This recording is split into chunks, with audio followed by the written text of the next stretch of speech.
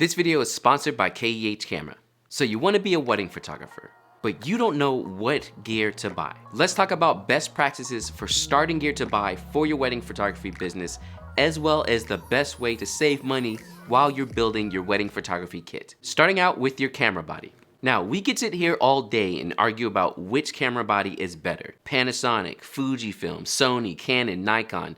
There's a lot of great camera companies out there. Personally, what I can tell you is pick whatever you like.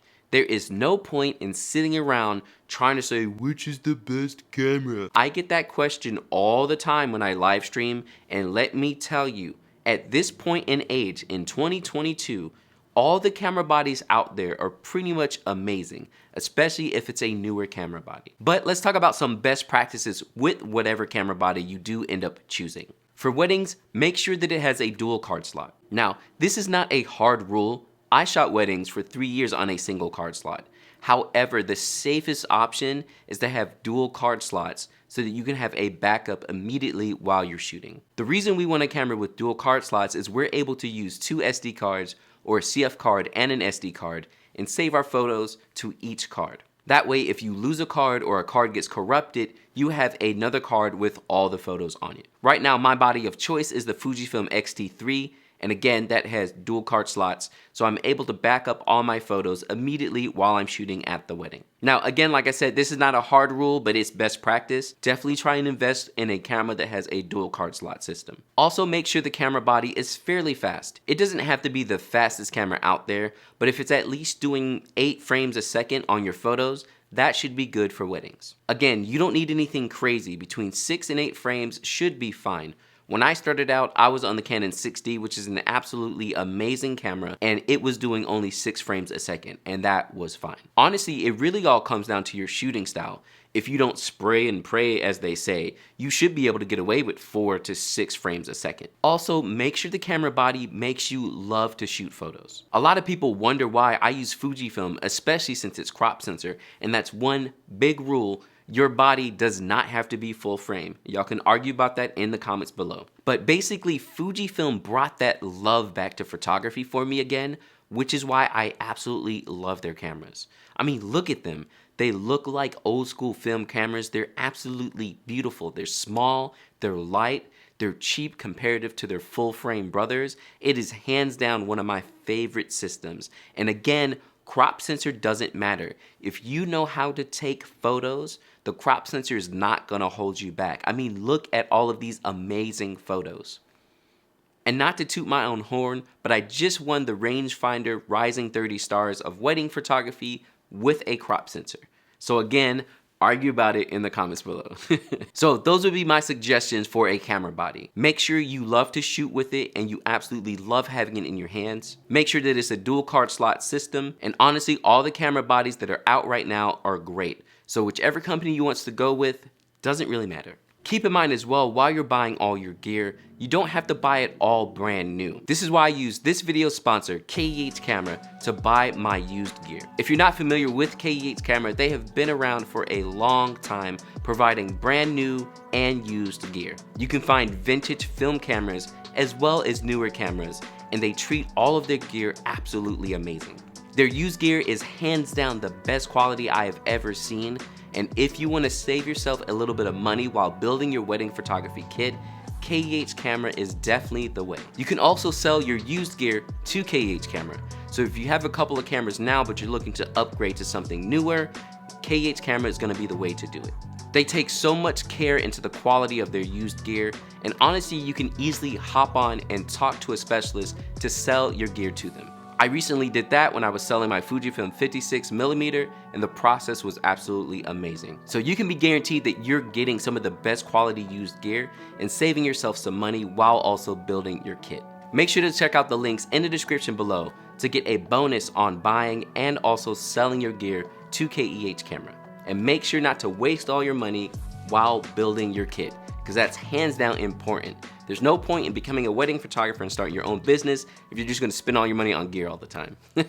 Next up, after your camera body, you'll wanna get some lenses. Keep in mind that the glass you use on your camera is the most important part. The camera body is like a toss-up. It doesn't matter as much, but good glass nice, expensive, beautiful glass makes a huge difference in your photos. Now, there's a bunch of different routes you can take, but I want to talk about beginning wedding photographers. Now, personally, I shoot prime lenses, which are non-zooms, and we'll be talking about that first. When shooting a wedding, I think there's basically 4 focal lengths that you absolutely should have in your kit if you're shooting prime only. That would include a 24mm. This is gonna be your wide angle lens to either get super cool wide photos and or large wedding groups. You'll also wanna get a 35mm. This look is basically what people see with their eyes nearly, and it's gonna look the best on the majority of your photos. My 35mm gets the most use. It's wide enough to capture and give context to my photos, but also not too close up that I can get close and not have too much distortion.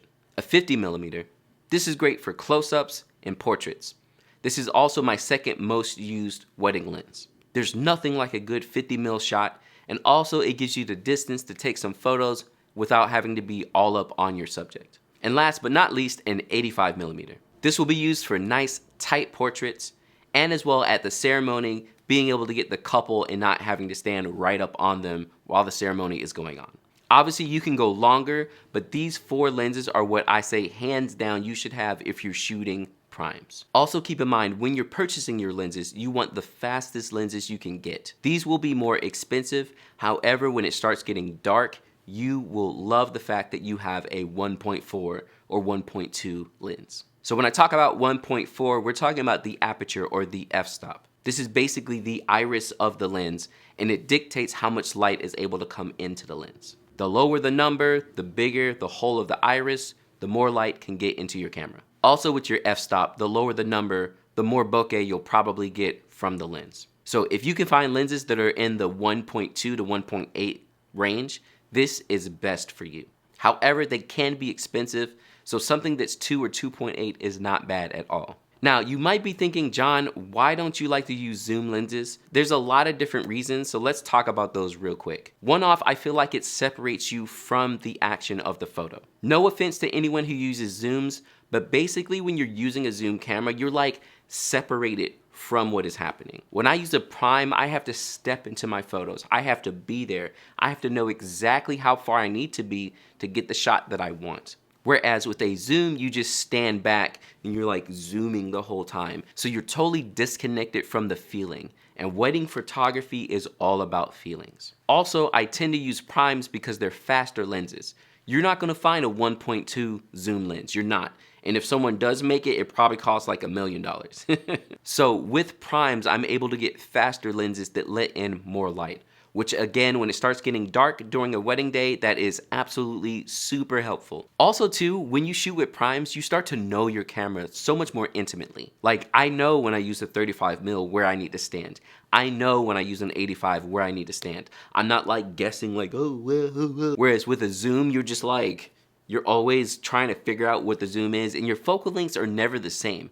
Like I know what my 35mm looks like. I know what 50mm looks like. With a zoom, sometimes you're like 33, 38mm, and your photos can look a little different. The focal length does make that big of a difference on your photos. So again, nothing against zooms. I just love prime so much more, and it makes the process so much more intimate, which helps with your photos for weddings. Now, if you do want to go zoom, you can go the nice classic route, 24 to 70, 70 to 200. It'll cover everything you need, very straightforward. After you've bought your lenses, next up is gonna be lighting. Now, if you're familiar with me at all, I actually don't like off-camera flash. So let's talk about the starting place for your flashes and then how you can work up to off-camera flash if it's something you want to use. The main thing you'll definitely need to buy are speed lights. Speed lights are your general flashes that you can set right on top of your camera, and it's the main way how I use flashes during a wedding. Hands down, one of the easiest flash kits to use is going to be Godox. I absolutely love them and I use them for all of my flashes. Right now I have the V862, but I think they're also up to the V863 and there's also the V1. There's all types of different flashes, but a nice speed light that can sync to itself is something you'll want to grab. Basically with this flash, it can trigger another flash of its same kind. So I have 4 V862s and I can set up 2 off camera and then have 2 on my cameras. This way I can splash in light from the side if I want to, and also have the flash directly on my camera for subjects immediately in front of me.